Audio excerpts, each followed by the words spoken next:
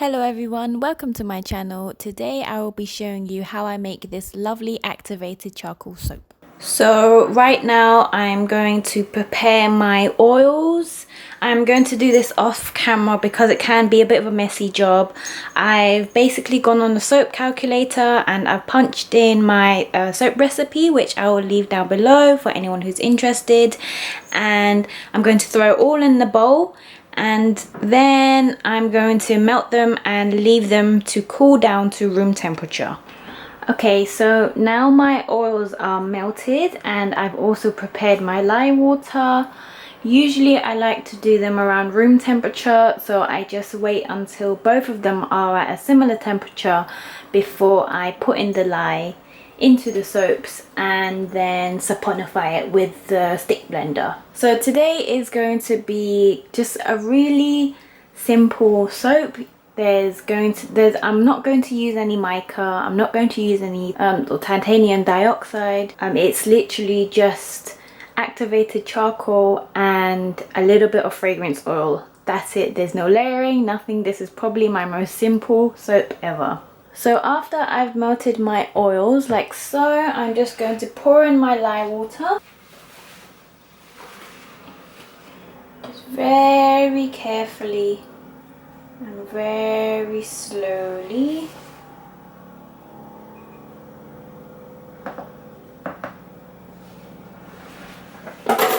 Now I'm going to take my stick blender and just blend it until it emulsifies.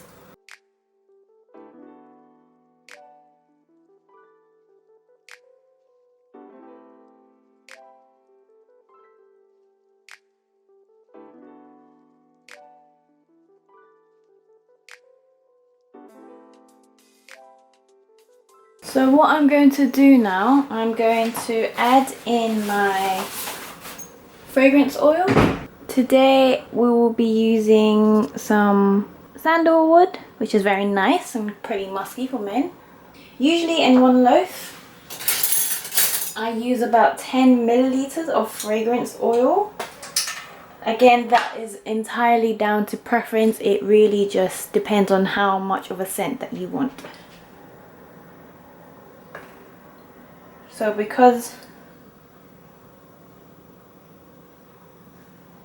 and I want this to be quite a mild scent as well, so I'm just going to give this another blend. Already I can smell it.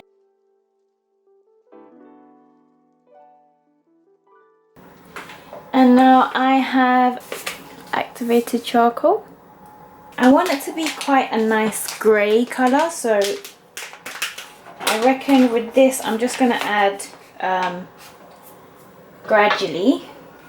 That's the thing, I feel like with soap making, it's hard, it's difficult to follow recipes because it depends entirely on how much oil you're using, the temperatures that you're working with, what other kind of fragrance oils you're working with as well. So it really just all depends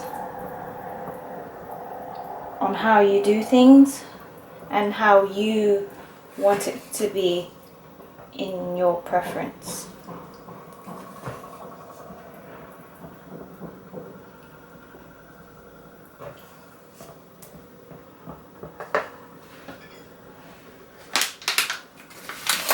I think we can be a little bit more generous.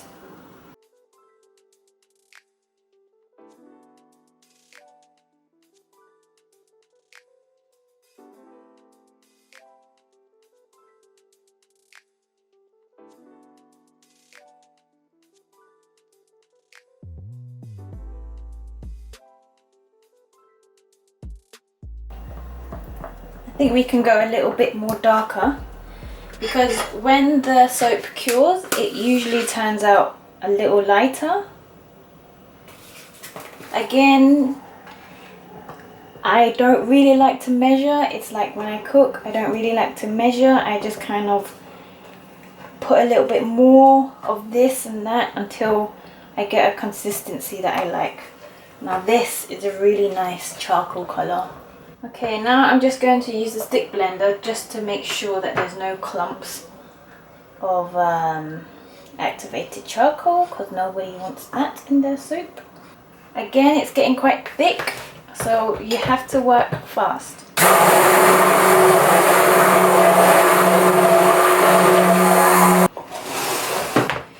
Here is my soap mold. I'm now just going to pour it in. It's quite hot as well, the soap, so when it sits in the mold, the temperatures will rise a little bit.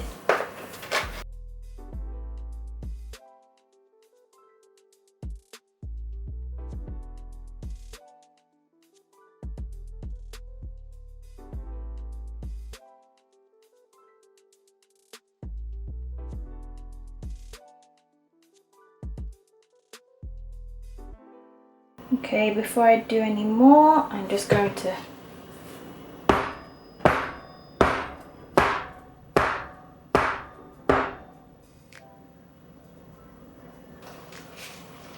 paper towels are your best friend when it comes to soap making. Literally, it wipes away all the oil. Okay. So now I'm going to use a spoon for the pattern.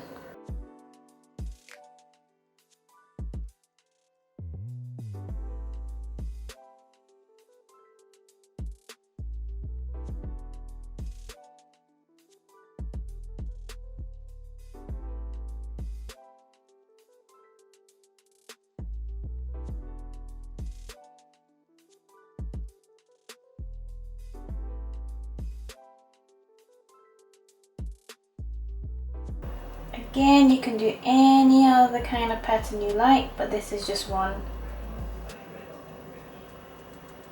that I've seen when you cut, it comes out quite nice.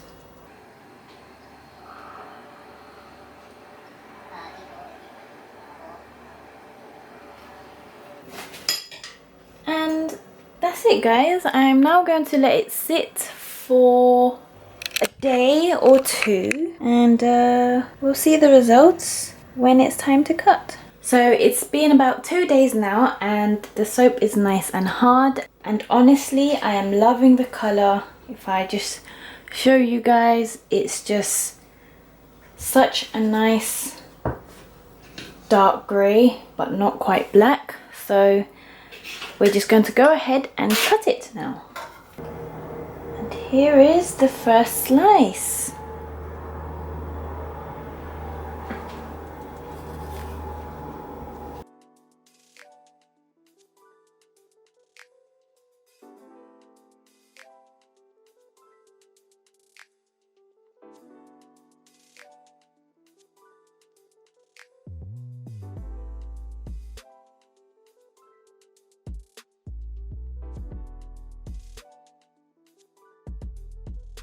And here we have our bars of activated charcoal soap.